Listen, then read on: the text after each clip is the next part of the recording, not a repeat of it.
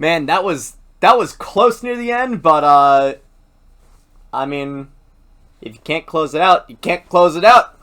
Bruins friends, it is time to hug it out, because that is a 4-3 victory in overtime against the Buffalo Sabres. Welcome back down into the den, everybody. In the past couple of days, we've been getting a lot more subscribers. We've been getting a massive influx, both from the trade that nobody lost video essay and the 1 month NHL review short. So much so that we have finally passed the almighty threshold of 420 subscribers. And I think you know what that means.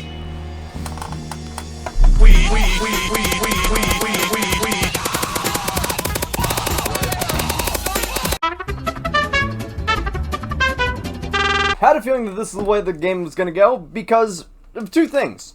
One, Bruins kind of suck. Two, Sabres suck worse.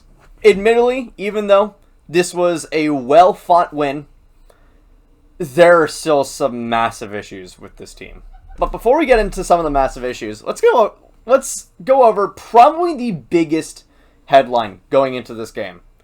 That being, Khusnutdinov is on the first line? Marco Sturm decided to put Marat, Khusnutdinov on the first line and Morgan Geekie all the way down on the third. It wasn't terrible.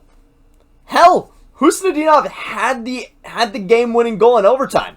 Hootsie was really good in this game. There's just the issue of this team. This team is not necessarily deep enough to where putting a bona fide playmaker on every single line is the way of the game. That's just not how this team works. I mean, shit, the Bruins got out to a very, very good start. And up 2 goals. Morgan Geekie with his 6th straight game with a goal, feeling amazing.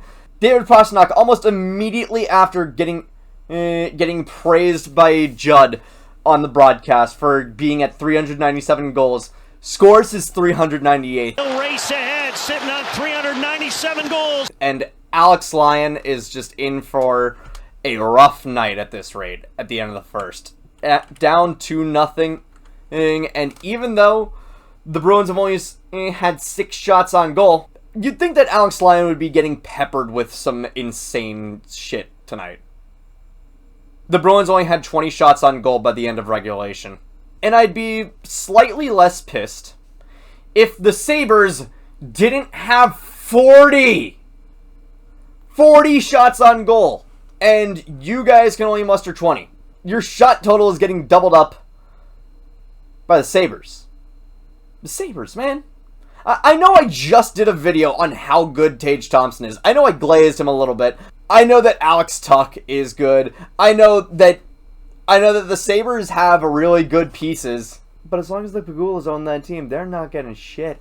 And it doesn't exactly help that this team just cratered at several moments. So yeah, up 2-0 with only 6 shots on goal to the Sabres. There's 12. And it looks like the Bruins are gonna not necessarily have a great amount of time with the puck, but they're gonna make damn good usage of it every time. And that's not terribly far from the case. The one that is pissing me off the most, though, the Alex Tuch goal. And it's not because the entirety of Bruins Twitter thinks that it was goaltender interference. I don't think that was goaltender interference. But that's not why I'm pissed.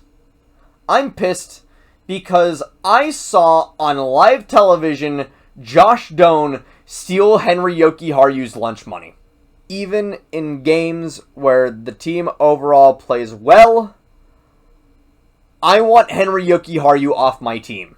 And I hate to be so negative in games that the Bruins win. On the one hand, maybe I have had this pessimistic attitude be drilled into me through years of being a Bruins fan. On the other hand, though, this team does genuinely give me a lot to complain about. Henri Jokiharku still is just useless. I said in season preview that I thought that this was going to be the best bang for the buck get in free agency, was re-signing Jokiharku. It's not. It's not. And this is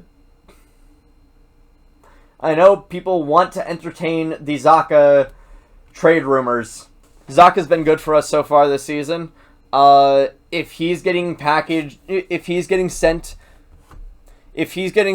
to Vancouver, Tom Willander better be everything that you hype him up to be, and then some.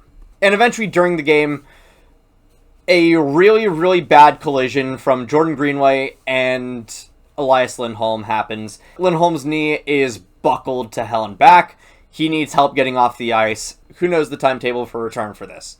And overall, the team rebounded really nicely, especially with Mikey Eyssimont fighting Peyton Krebs. After Krebs gives a little bit of edge to Pastrnak. I said this in the last one.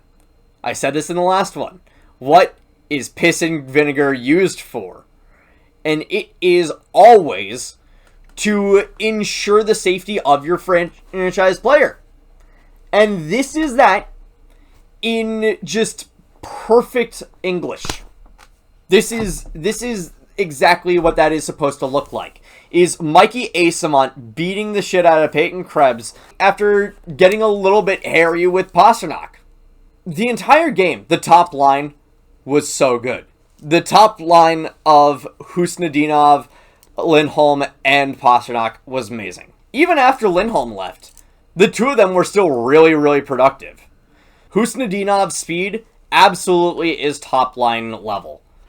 Is the rest of him top line level? I don't particularly think so, but this is what retooling is about. Move around parts, see what sticks, throw shit at the wall. But a late goal on the Bruins because our defensive structure for the entire night was atrocious. I need to know if Mason Lohrei is injured or not, because I doubt that he's a healthy scratch, and I really do not trust you guys to tell me what it is straight up, Bruins. The team sets itself up so easily for both victory and defeat. When will this team ever learn? Khusnutdinov on the game-winning goal. That is what we love to see. And it feels weird knowing that of our 13 games, we've won 6. And it kind of feels like we should have a better record, even though everything from last year and the free agency acquisitions and everything related to team composition suggests that our team should be like 3-10. But no, we have 6 wins and 7 losses.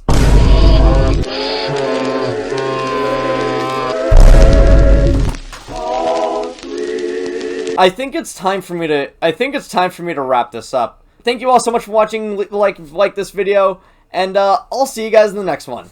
Take care.